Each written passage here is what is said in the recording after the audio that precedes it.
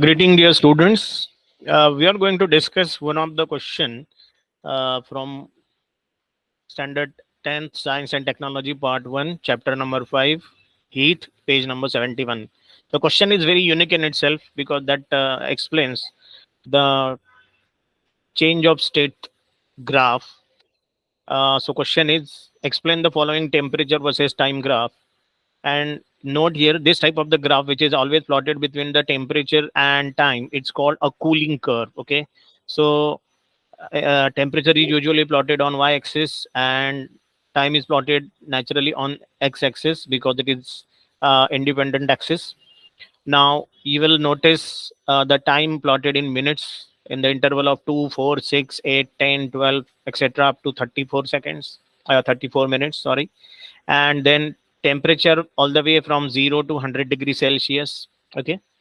Now how to interpret and understand this graph, because there are you are going in future going to solve some questions which are based on the graph. So those questions are called graph comprehension question. For this questions you need to first of all understand the graph very well.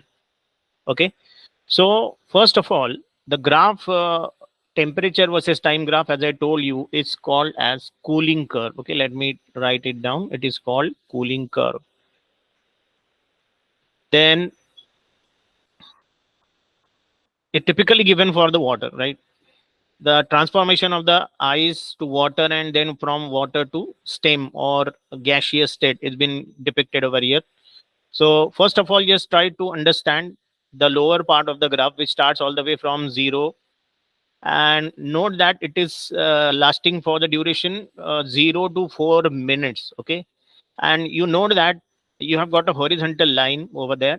So horizontal line means temperature is constant. Okay, so when you have no change of the temperature for 0 to 4 minutes, so your temperature is still 4 degrees Celsius, sorry, 0 degrees Celsius. What does it mean? It means that state of the ice is changing. You know, ice is the solid form of water.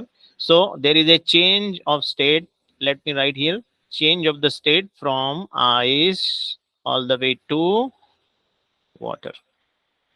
So it will take nearly 4 minutes till whole quantity of the water. It may be 15 gram, 50 gram, whatever quantity of the ice is there, that will completely melt till melt completely. So let me write it down also, till melt completely. Okay, till it melts completely, and that's why you notice that it is taking almost 4 minutes. Okay, after that the graph will go linear. It will increasing uniformly till the temperature reaches 100 degrees Celsius, and you might be knowing that at 100 degrees Celsius water changes to steam.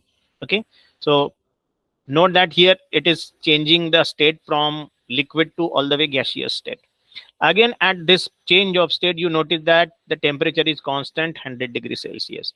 So this is now conversion of, now say, water to steam. Okay, and this will last completely all the way, just you notice, from 20 to 34 minutes. That is almost 14 minutes duration till uh, complete water evaporates. Complete water evaporates. Okay, so whatever may be the quantity of the water over there, it would completely converted into vapor.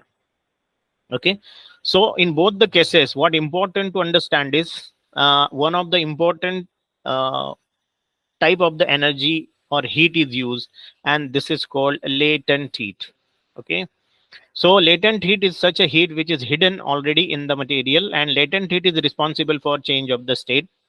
For just increase of the temperature, the heat concerned is called specific heat. Okay, and for latent heat there are two types of the latent heat. First is latent heat of fusion and latent heat of vaporization.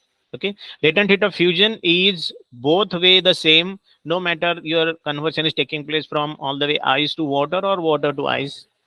Similarly, latent heat of vaporization is same for both way conversions, no matter it is converting from water to steam or steam to water. Okay, so this is how you need to interpret the graph. So in nutshell, at the end, I would like to sum up one thing.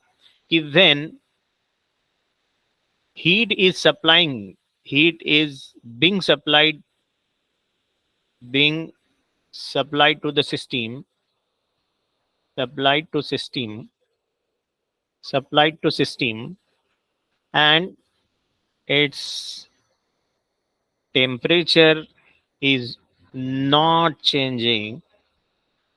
Temperature is not changing. Okay, it implies that its state is changing. So always remember that a change of state is accompanied by constancy of temperature. Its state is, sorry, not changing. Okay, so always remember the change of state is accompanied by constancy of the temperature.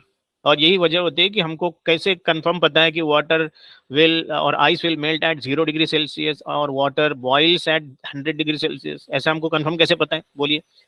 ये तभी हो सकता है जब temperature उस दौर तक constant रहे. So as long as state change is going on, your temperature would remain constant. Okay, so hopefully this graph will be a little bit now easier to understand now. Thank you very much.